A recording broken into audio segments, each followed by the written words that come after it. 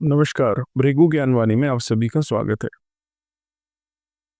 साथियों, आज जो मैं जिस टॉपिक के ऊपर बात करूंगा उसके ऊपर मैं बाद में आऊंगा। सबसे पहले आप सभी मेरे भाई बहन, सभी जो वीडियो देख रहे हैं, सभी जो ज्योतिष के विद्वान हैं, जो ज्योतिष सीख रहे हैं, सभी की वीडियोस देख के मेरा कर्म है कि मुझे ज्ञान तो देना ही है।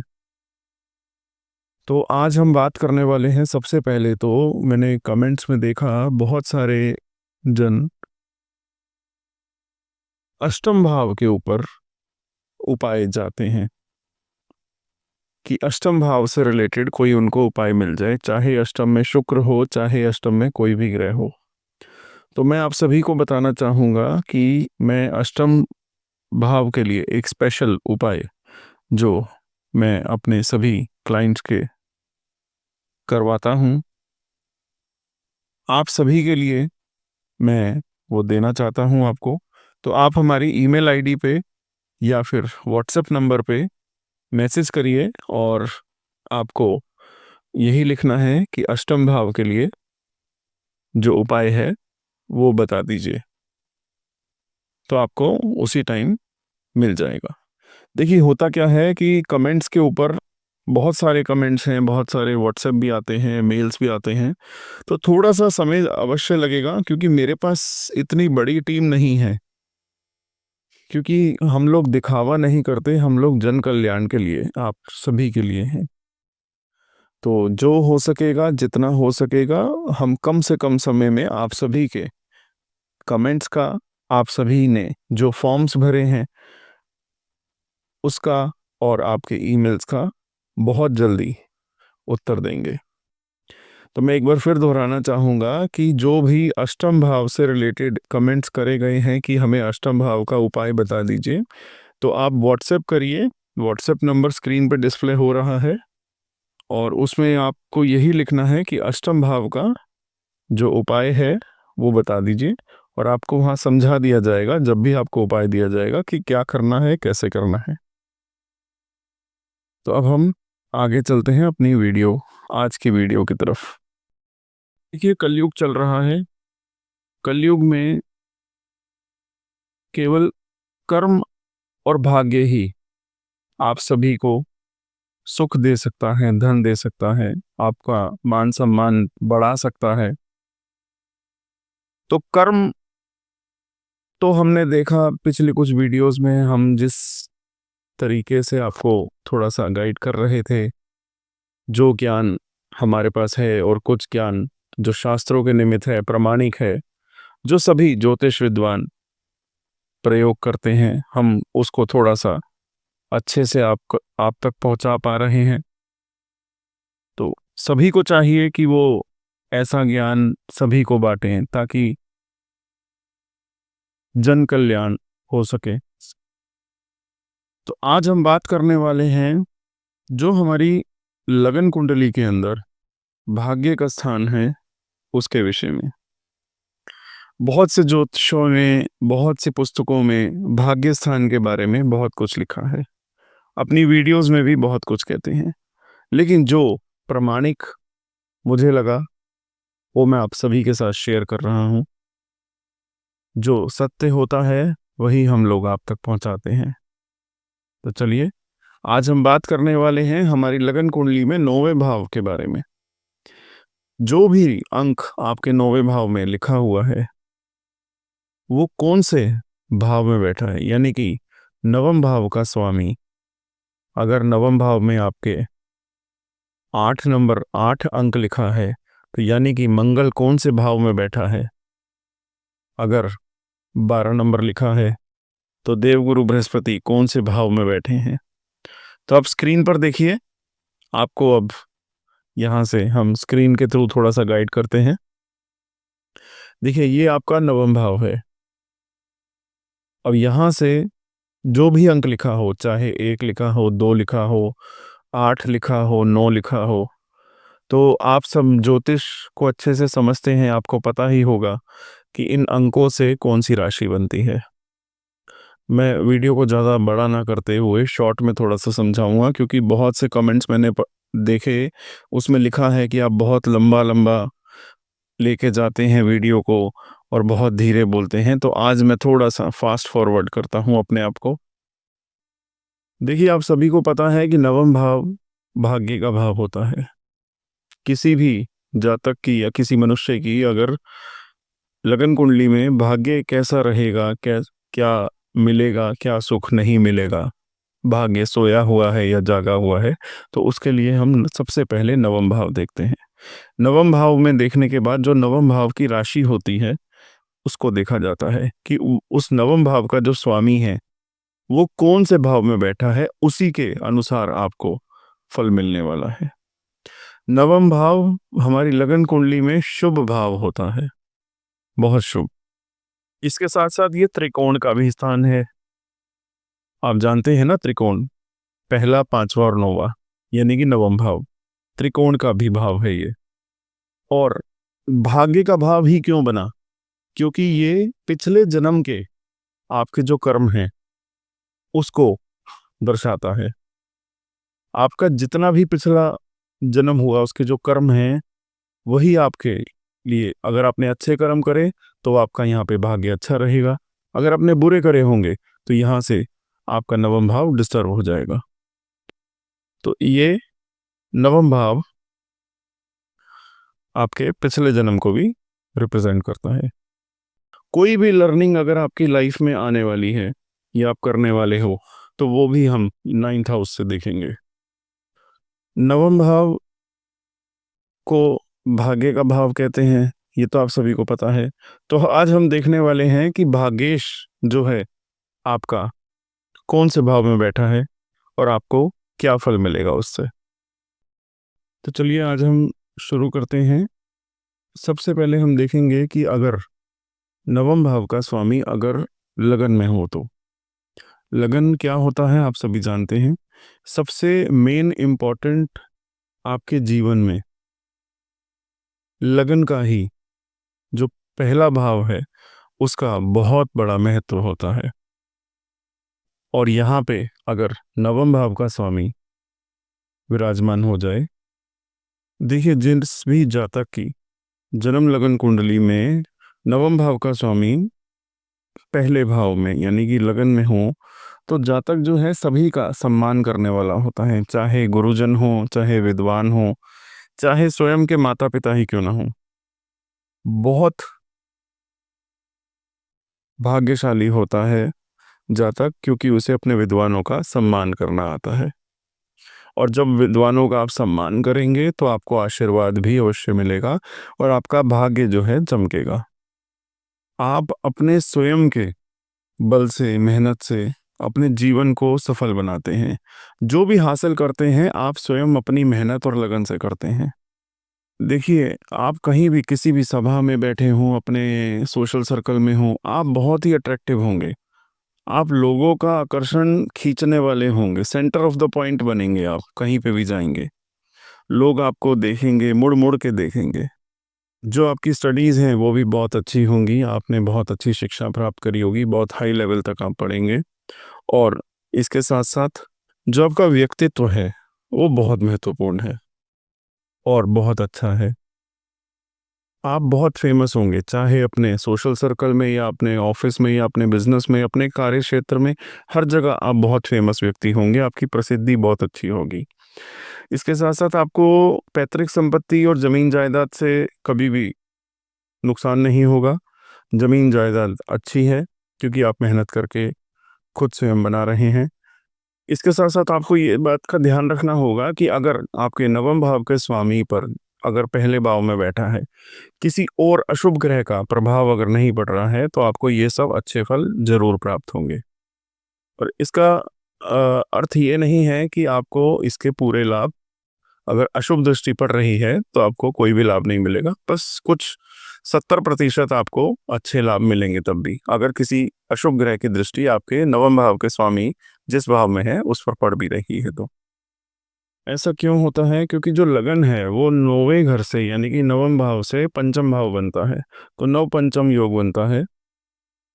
और इसके साथ साथ जो लगन है वो अपने आप को रिप्रेजेंट करता है, आपको खुद को रिप्रेजेंट करता है। ठीक है, इसलिए आपकी जो बुद्धि है वो बहुत अच्छी होती है, आप बहुत तरक्की करते हो। ठीक है, भाग्य के भाव में लक्ष्मी जी का स्थान होता है, इसलिए जो भाग्य भाव का स्वामी होता है, अगर लगन में हो इसके साथ साथ, तो आप बहुत धनी होंगे। धन पैसे की आपको कभी कोई दिक्कत नहीं, परेशानी नहीं होगी। इसके साथ साथ जो नवम भाव है वो धार्मिक स्थिति भी दर्शाता है। और अगर आपका नवम भाव का स्वामी पहले भाव में यानी कि लगन में बैठा है, तो आपका धर्म की तरफ भी आकर्षण होगा। आप जरूरतमंदों की मदद भी करते हैं और आपको धार्मिक ग्रंथों का ज्ञान भी अवश्य होता है और आपकी रुचि भी होती है। और समाज में आपको बहुत अच्छी प्रसिद्धि भी मिलती है। देखिए, नवम भाव का स्वामी अगर स्वराशि का हो, सब राशि का हो, मित्र राशि का हो, उच्च राशि का हो, तो ये अपने आप में ही एक राजयोग बनता है। अब हम देखते हैं कि अगर सेकंड हाउस में, सेकंड भाव में अगर आपका नवम भाव का स्वामी बैठा हुआ है, यानी कि कुटुंब परिवार के स्थान पे और धन भाव के स्थान पे, ये आपको, सबसे पहले तो मैं ये कहना चाहूँगा कि आपको अपने ही कुटुंब से, खानदान के व्यक्तियों से धन तो मिलता है। आपको अपने, जो आपके खानदान के व्यक्ति होते हैं, आपके पिताजी हो गए, आपके दादाजी हो गए, परदादाजी हो गए, उनसे आपको धन अवश्य मिलेगा। संतान का सुख भी मिलेगा और आपको अच्छी स्त्री का सुख सुख भी मिलेगा। अगर आप पुरुष हैं तो आपको अच्छी स्त्री का, अगर आप स्त्री हैं तो आपको अच्छे पुरुष का भी सुख अच्छा मिलेगा। देखिए, एक सावधानी की बात है कि अगर आपके सेकंड हाउस में नवम भाव का स्वामी आता है, तो आपको जो है, जो आवारा पशु घूमते हैं जो गलियों में, चाहे वो श्वान हो गए, गायें हो गई, बैल हो गए, उनसे थोड़ा सा बच के रहना चाहिए, क्योंकि चोट लगने की संभावना दिखाई देती है।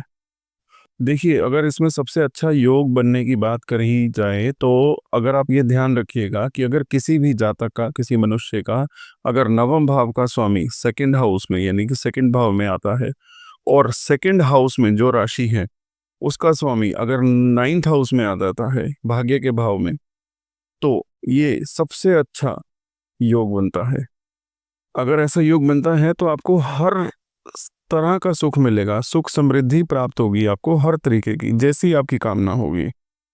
और इसके साथ साथ जिसके भी सेकंड हाउस में, धन के भाव में, कुटुंब परिवार स्थान के भाव में जब भी नवम भाव का स्वामी विराजमान होगा, तो एक चीज आप नोट करिएगा, रिसर्च करिएगा, कि जब भी ऐसा जातक का जन्म किसी भी घर परिवार में होता है, उसके बाद उसके परिवार के, उसके माता पिता के, उसके पूरे कुटुंब के हालात जो हैं वो सुधरने लगते हैं। उनकी माली हालत और बेहतर दिन ब दिन, जैसे जैसे इस मनुष्य की, इस जातक की, जिसके भी सेकंड हाउस में नवम भाव का स्वामी है, उम्र बढ़ेगी, वैसे ही वैसे उसके कुटुंब परिवार में धन की वृद्धि होनी शुरू हो जाएगी।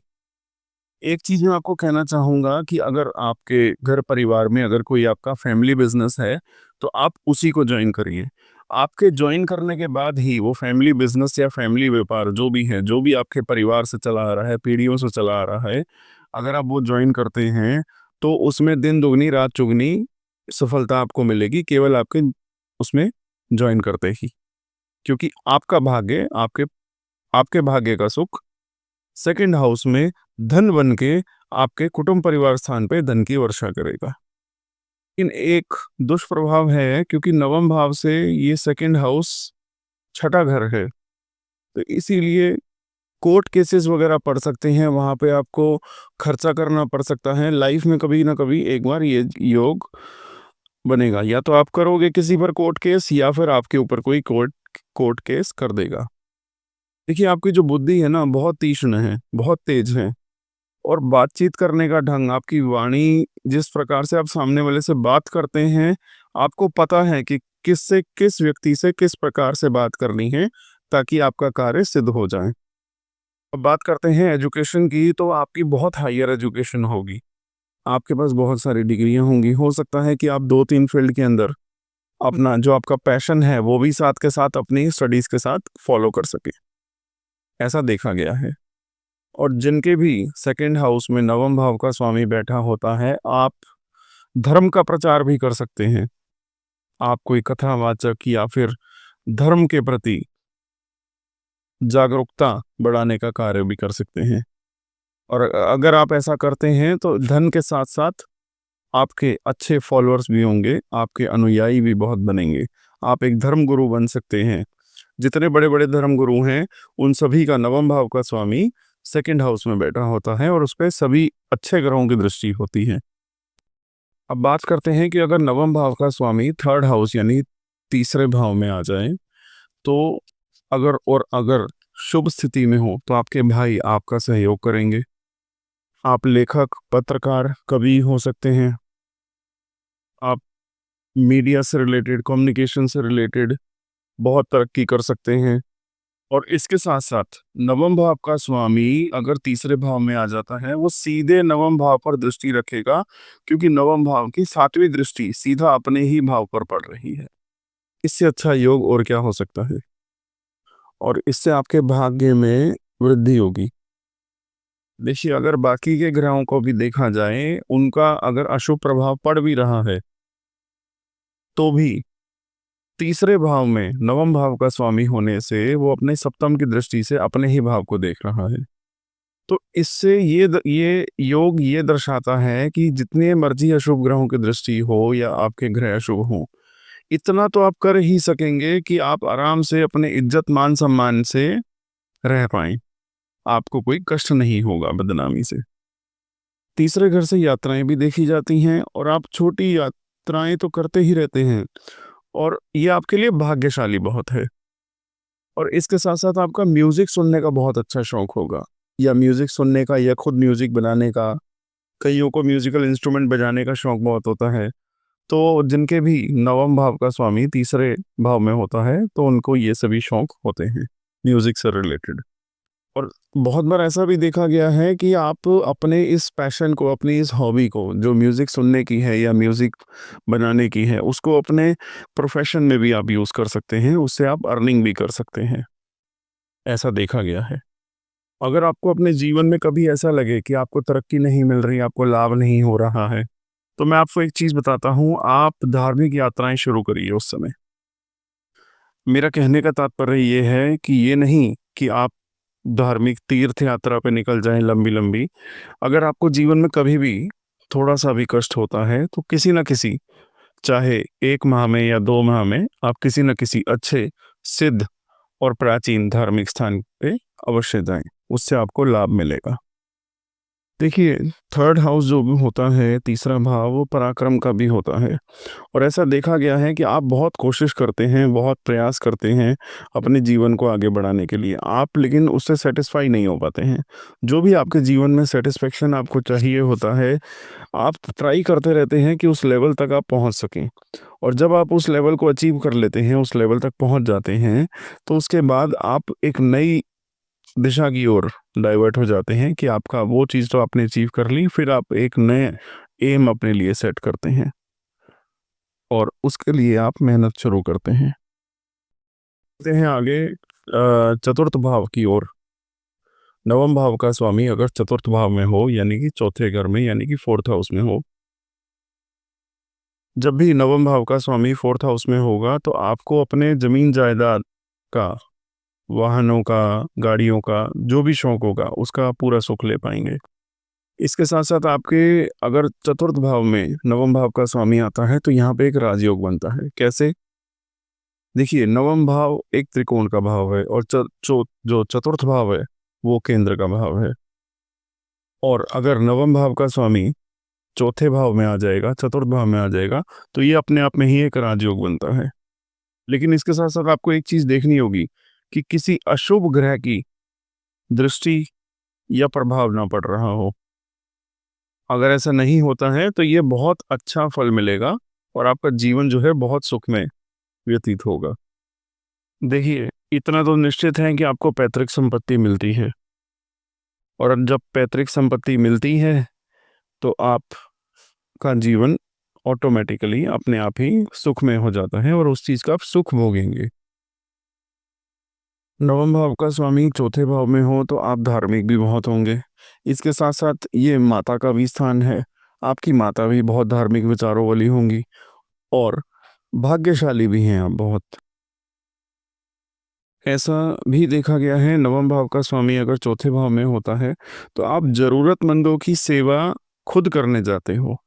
आपको कहीं पे कोई भी जरूरतमंद दिखे या आपका मित्र किसी परेशानी में हो या आपका कोई साथी परेशानी में हो, आप उसकी मदद बहुत अच्छे से करते हो। अब बात करते हैं कि अगर यहाँ पे नवम भाव का स्वामी चौथे भाव में है और अशुभ हो गया या अशुभ ग्रह की दृष्टि पड़ रही है तो क्या होगा? आपकी माताजी भी परेशान रहेगी, उनका जीवन भी अच्छा नहीं रहेगा।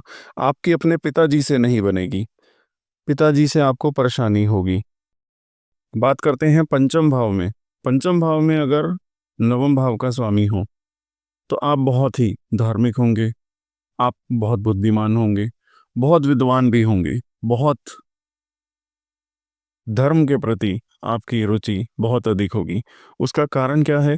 देखिए, नवम भाव से नवम भाव बनता है पंचम भाव, यानी कि नौवें से नौवां भाव पंचम भाव बनता है। और यहीं पे अगर नवम भाव का स्वामी आ जाए, जो आपकी एजुकेशन है वो बहुत अच्छी होगी, हायर एजुकेशन करने वाले होंगे, आप बहुत क्लेवर होंगे, बहुत इंटेलिजेंट होंगे और आपको जो संतान सुख है वो भी बहुत अच्छा मिलेगा। जो भी आपके अधूरे सपने थे, जो हर मनुष्य का सपना होता है कुछ न कुछ, और अगर वो पूरे नहीं कर पाता अपने साथ तो वो चाहता है कि वो अपनी संतान के वो सपने या अपने ही सपने अपने संतान के रूप में वो पूरे होता हुआ देखे। तो ये आपके लिए बहुत अच्छा योग है। नवम भाव का स्वामी पंचम भाव में जब भी आएगा, आप अपनी संतान में अपने देखे हुए सपने पूरे होते हुए देखेंगे। आपकी जो संतान है वो बहुत तरक्की करेगी।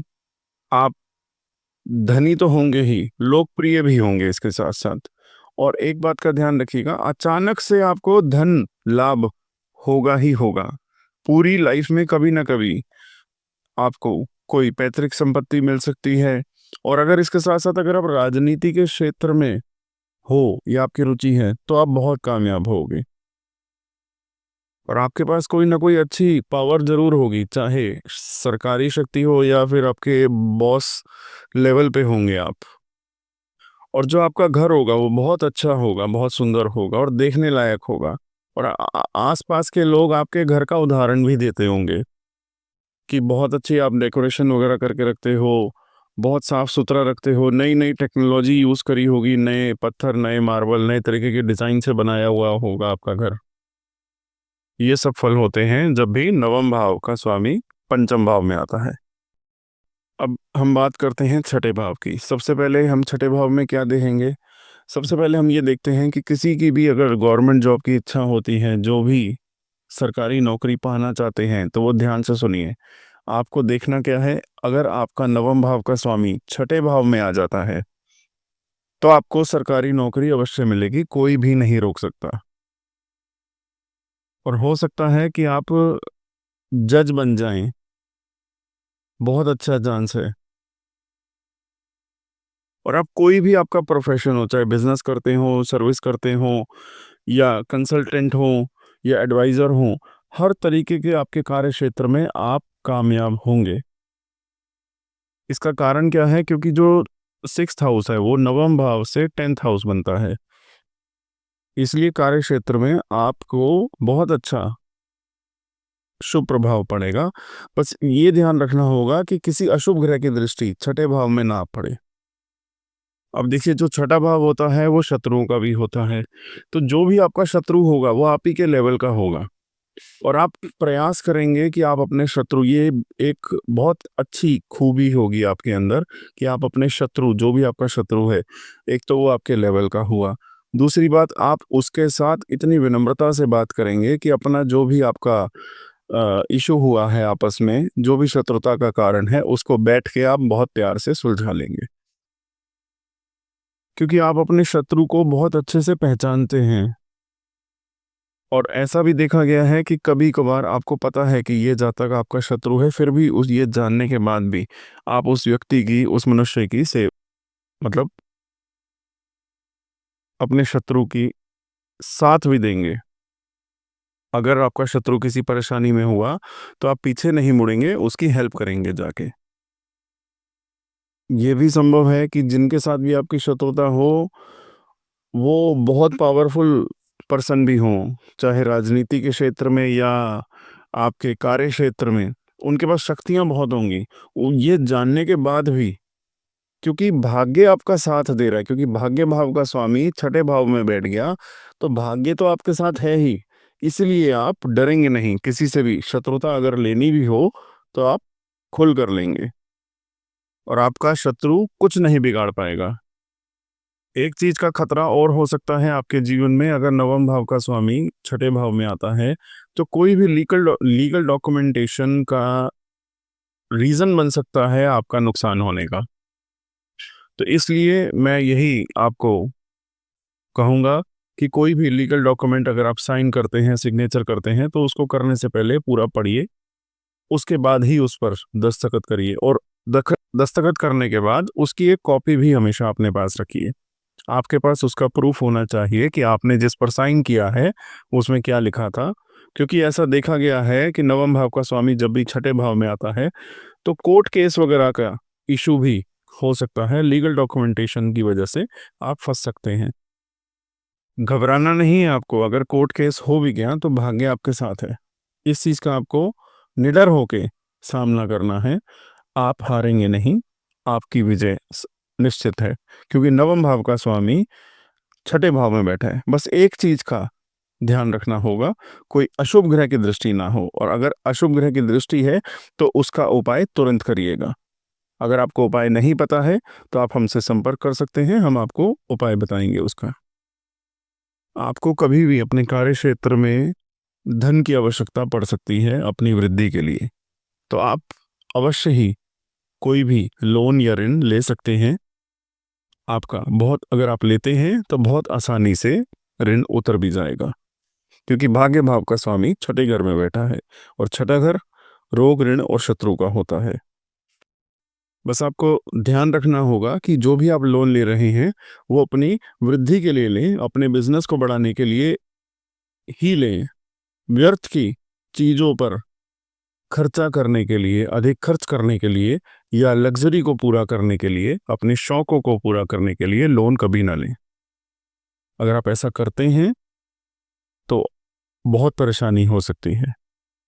इसके साथ साथ आपको एक चीज और देखनी चाहिए कि अगर नवम भाव का स्वामी छठे भाव में है और अगर वहां पे नीच की राशि में आ गया या गलत शत्रु की राशि में आ गया, तो वहां पे आपके कार्य थोड़े गलत हो सकते हैं। आपको ध्यान रखना चाहिए, क्योंकि ऐसी परेशानी का कारण बन सकते हैं आप कि आपकी बदनामी हो। खास तौर पर एक चीज कि किसी फीमेल के जरिए आपकी बदनामी, किसी स्त्री के कारण आपकी बदनामी हो सकती है जब भी नवम भाव का स्वामी छठे भाव में हो। अब एक चीज मैं आपको बताना चाहूंगा, आप चाहे किसी भी फील्ड में हो, किसी भी कार्य क्षेत्र में हो, आपको एक चीज जो आपके लिए उपाय साबित होगी कि आपको कानून से रिलेटेड, लॉ से रिलेटेड, चाहे आप बिजनेस में हो, चाहे किसी जॉब में हो या राजनीति के क्षेत्र में हो, कानून का ज्ञान आपको अवश्य होना चाहिए। क्योंकि ऐसा देखा गया है जब भी नवम भाव का स्वामी छठे भाव में हो तो आपकी शत्रुता होती ही इसी वजह से है, और ऐसे व्यक्तियों से है जिनको कानून की नॉलेज अच्छी होती है और कानूनी दांव पेच में आपको फंसा देंगे, या आपका गलत प्रयोग कर लेंगे, या आपके दस्तखत कहीं गलत आपसे कागजों पे करवा के आपको किसी कोर्ट केस में या झूठे फ्रॉड के केस में फंसा सकते हैं। तो इस बात का आपको ध्यान रखना चाहिए। बात करते हैं सेवेंथ हाउस में अगर नवम भाव का स्वामी आ जाए, यानी कि सप्तम भाव में नवम भाव का स्वामी आ गया, तो ऐसा निश्चित ही है कि आपका जहां भी जन्म हुआ है, जिस परिवार में भी जन्म हुआ है, वो बहुत धनी परिवार है और आप जन्म समय से ही भाग्यशाली हैं।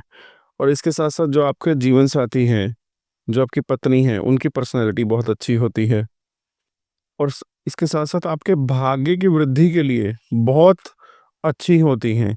और आपका जो भाग्य है वो आपका विवाह के बाद ही देगा।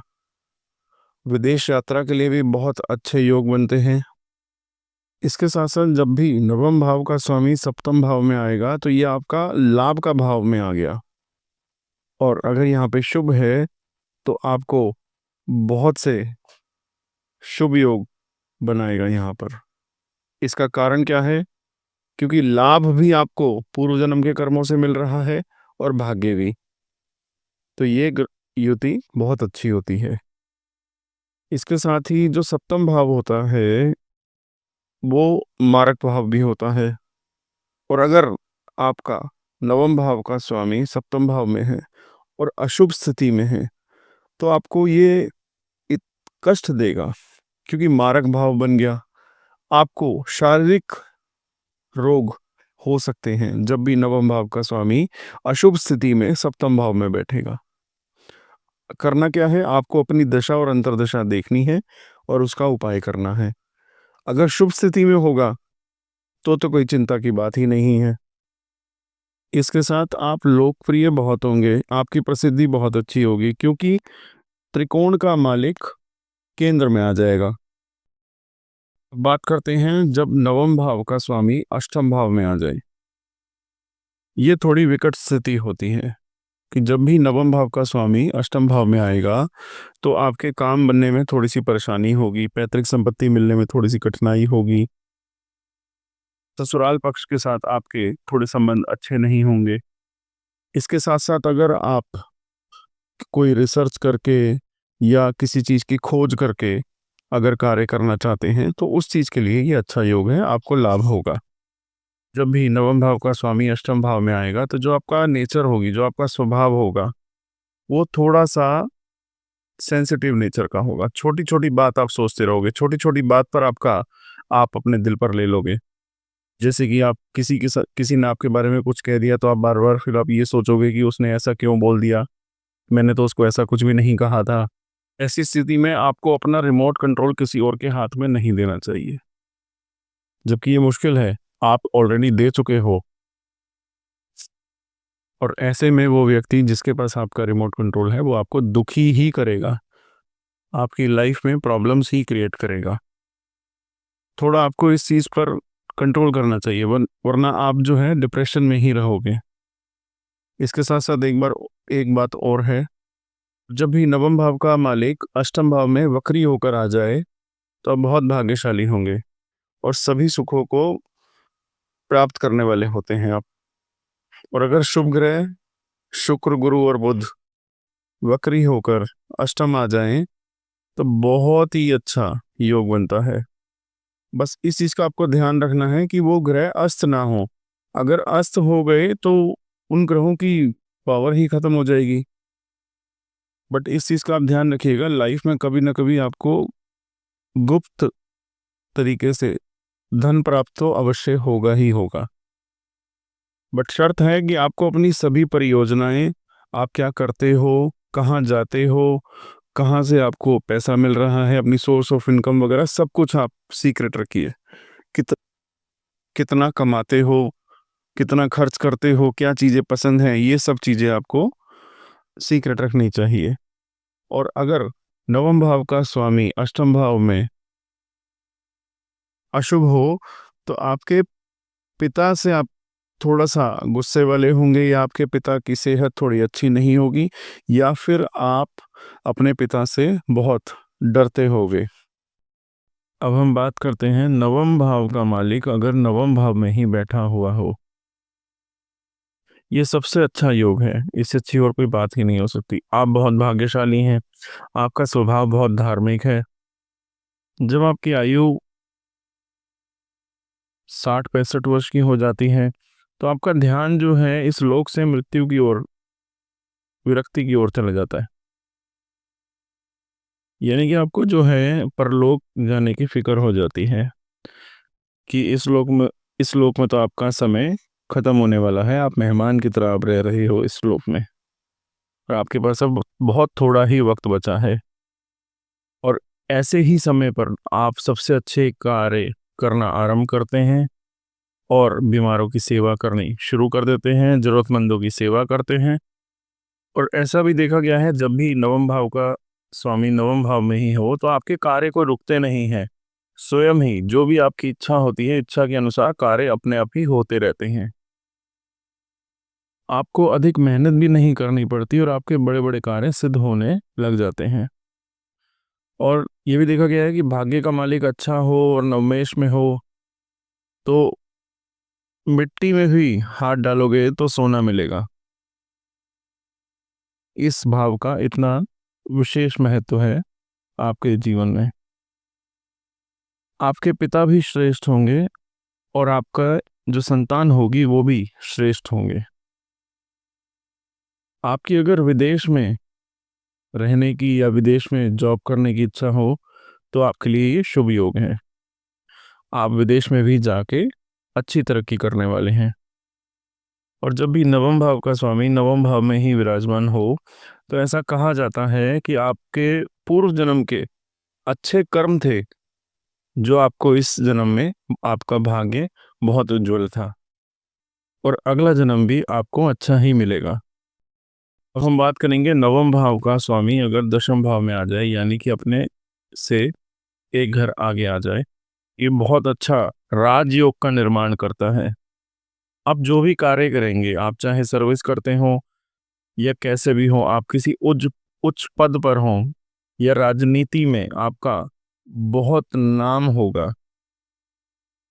जिनकी भी जन्म लगन कुंडली में नवम भाव का स्वामी दशम में बैठा हो, 10वें भाव में बैठा हो, तो ऐसा देखा गया है जितने बड़े बड़े इंडस्ट्रियलिस्ट हैं, जितने बड़े बड़े बिजनेसमैन्स हैं, उनकी कुंडली में ये योग देखा गया है। और अगर अशुभ प्रभाव ना पड़ रहा हो तो आपका जो समाज में जो रुतबा है वो बहुत बड़ा होता है, आपका नाम बहुत बड़ा है। राजनीति में भी आप बहुत अच्छे पद पर बैठ सकते हैं। और अगर आप किसी गवर्नमेंट जॉब वगैरह में हैं तो आपकी पावर्स बहुत अच्छी होंगी, आप एक ऐसे पद पर बैठे होंगे जिसके पास शक्तियां बहुत होंगी, अपना अधिकार बहुत होगा आपकी सीट का। और इसके साथ साथ जो आपके पिताजी हैं वो भी बहुत धनवान होंगे और आपको पैतृक संपत्ति बहुत अधिक मिलती है। और आपका जो विश्वास है वो समझौते पर है, आप किसी से लड़ाई झगड़ा में विश्वास नहीं रखते। आप बहुत दयालु हैं और सभी सुख होंगे आपके पास। और अगर यहाँ पे नीच राशि का हो या शत्रु राशि का हो या अष्टम में हो या पीड़ित हो तो अच्छे फलों में कमी आ सकती है। अगर नवम भाव का स्वामी दशम भाव में हो और किसी अशुभ ग्रह की दृष्टि हो या किसी नीच का हो या वक्री हो या अस्त हो तो ऐसा देखा गया है कि आपको अपने कार्य क्षेत्र में बाधाएं बहुत मिलेंगी। हम बात करेंगे नवम भाव का स्वामी अगर एकादश भाव 11वें भाव में आ जाए तो एक बात देखी गई है कि जैसे जैसे आपकी उम्र बढ़ती जाएगी वैसे वैसे आपकी आमदनी, आपके पास धन, जो संचित धन है वो बढ़ता जाएगा और आपकी जो इच्छाएं हैं और जो आपकी आमदनी है वो अच्छी होती चली जाएंगी, बढ़ती चली जाएंगी। आप जो भी कार्य अपनी मेहनत से करेंगे, अपने पराक्रम से करेंगे, उसका फल आपको बहुत अच्छा मिलेगा और आपको आसानी से आप धन कमा सकेंगे। जो आपके पिता हैं, आप उनसे बहुत प्रभावशाली होंगे, आप बहुत अधिक धार्मिक होंगे, गरीबों की, जरूरतमंदों की सहायता करने वाले होंगे और आप जो है शेयर मार्केट में रिस्क इन्वेस्टमेंट करने वाले होंगे। कोई झगड़े वाली प्रॉपर्टी खरीद ली तो उसमें भी आपका दिलचस्पी होगी और आपको लाभ भी मिलेगा। एक बात का आपको ध्यान रखना होगा कि अगर अशुभ प्रभाव में आ गया नवम भाव का स्वामी 11वें भाव में तो आपका जो बहुत नज़दीकी आपका मित्र होगा, साथी होगा, वो आपको बहुत बड़ा फ्रॉड करेगा या आपको दुख देगा। ऐसा होगा जो आपको अंदर ही अंदर आपकी जड़ें काटने वाला होगा और इसके कारण आपको बहुत बड़ा झटका लगने वाला है। इसलिए आपका जो सोशल सर्कल है, आपके फ्रेंड्स का जो भी ग्रुप है, उनके ऊपर नज़र रखनी चाहिए, उनकी गतिविधि पर आपको खास तौर पर ध्यान रखना चाहिए। बात करते हैं नवम भाव का स्वामी अगर 12वें भाव में आ जाए, अंतिम भाव लगन कुंडली का, मोक्ष का भाव। ऐसा देखा गया है कि जब भी आपका नवम भाव का स्वामी 12वें भाव में आता है और अगर आप मोक्ष प्राप्ति की ओर बढ़ते हैं, कोई ऐसे कार्य करते हैं, पुण्य कर्म करते हैं जिससे कि आपको लगे कि आपको मोक्ष शीघ्र प्राप्त होगा, तो आपका भाग्य भी यहाँ पे आपका साथ अवश्य देगा। जो भी आपके कार्य हैं उनमें थोड़ी सी विघ्न और बाधाएं तो अवश्य आएंगी। ऐसा देखा गया है कि आपके जो काम है वो लास्ट मोमेंट पे आके रुक जाएंगे। 90% 99% आपका काम हो गया तो लेकिन लास्ट में कुछ ऐसा होगा कि आपके सभी कार्य वहाँ पे निष्फल हो जाएंगे। नवम भाव का स्वामी जब भी 12वें भाव में आता है तो आपको विदेश संबंधी कार्य करना चाहिए, वहां से आपको बहुत लाभ होगा।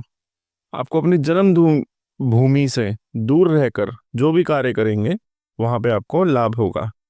एक बात मैं जरूर कहना चाहूंगा, जिनका भी नवम भाव का स्वामी 12वें भाव में बैठा है, आप अपने जीवन साथी के साथ जो भी उम्मीद बांध कर बैठे हैं, जो भी आशा लगा कर बैठे हैं, वो इस जीवन में तो संभव ही नहीं है। आपको निराशा ही निराशा मिलेगी। एक चीज और कि आपको अपनी पूरी लाइफ में जो आपका पूरा ध्यान है वो मोक्ष की ओर या फिर मृत्यु की ओर ही लगा रहता है।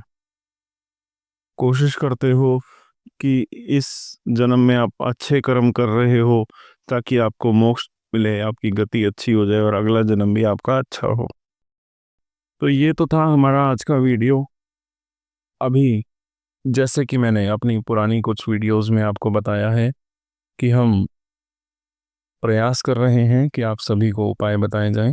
तो जो भी कमेंट्स के अंदर बहुत आ रहे थे अष्टम भाव का आपको उपाय चाहिए था, तो उसके लिए आप व्हाट्सएप करिए या ईमेल करिए और वहाँ लिखिए कि आपको अष्टम भाव के उपाय चाहिए, तो हम आपको ज़रूर प्रदान करेंगे। आपने यहाँ तक मेरा वीडियो देखा है तो लाइक करें, शेयर करें और सब्सक्राइब करें। धन्यवाद।